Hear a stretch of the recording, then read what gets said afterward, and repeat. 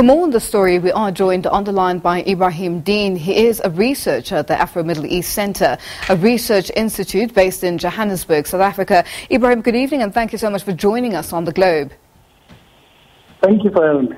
Now, Ebrahim, can the warring factions come to some sort of ceasefire until a solution is found? I think the government accord wants to do so. I think Khalifa Haftar, the lack of sanction or the lack of repercussions for his actions have actually emboldened him, and it doesn't seem as if he wants to join the political process now. He would have had he captured Tripoli, for example, rapidly, but now, joining a political process from his point of view would actually be tantamount to, defeat. And also, he still has support from the UAE, from Egypt, from France. I mean, he was in Egypt this weekend and got unequivocal backing for his, his march on Tripoli. And so until there's, more repercussions, it's very unlikely that, they're going back to the political drawing board. Now, the Deputy Prime Minister, Ahmed Maiteeg, has basically accused Khalifa Haftar of being one who wants control of the country and who wants to go back to military rule. What's your take on this? I mean, there's no secret that Khalifa Haftar wants to be, the main power in the country. Also, there's no secret that, many other countries, such as France, such as Egypt, such as Russia, see him as a strong man who they can deal with. So yes, he would allow for a situation probably where there's a democracy, if the democracy means that he would remain commander of the armed forces. Ghassan Salama, the UN Special Envoy, did say that, the march on Tripoli does seem like a coup.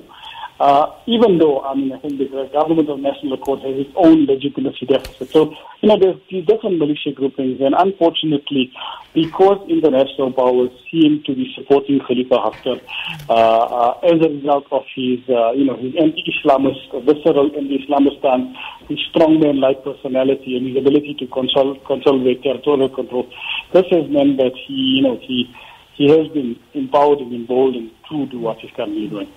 Now, one cannot look at Libya without talking about the role supporters of former leader Muammar Qaddafi can play at this point in time. Yeah, I think supporters of Muammar Qaddafi, many of them do still support Haftar because Haftar was previously part of Muammar Qaddafi's army until he defected in the 80s to the US. However, in saying so, I think that the role they can play is in trying to figure out a way of building institutions and ensuring consensus, because that has been sorely lacking since, Gaddafi's ouster. Gaddafi was very skillfully able to play the tribes against each other, but in a sense, he formed his own legitimacy and its own, Libyan dynamic of how politics operated. The new leadership since then has not been able to do so, and I think the views and the positions and the skills of former Gaddafiites would be significantly in this regard, especially because in 2013 there was a political isolation law implemented that actually basically banned most of them, even those who supported Gaddafi in the 70s but defected in the 80s, and that actually caused much ructions within Libyan society and within the Libyan political establishment. Now, what exactly is keeping the Libyan side so divided? Is there a hidden hand meddling in Libyan politics? There's lots of hidden hands, unfortunately. There's Egypt, who sees political Islamism as existential threats, who also sees Libya's oil resources as critical. The UAE and Saudi Arabia also seem to want to back Khalifa Haftar because of his anti-Islamist stance, but also because the government of national accord has dealings with Qatar and Turkey. There's France, who seems to also, and Russia, who also back him because of the strong man type leadership that he has, emphasized or at least imbibed.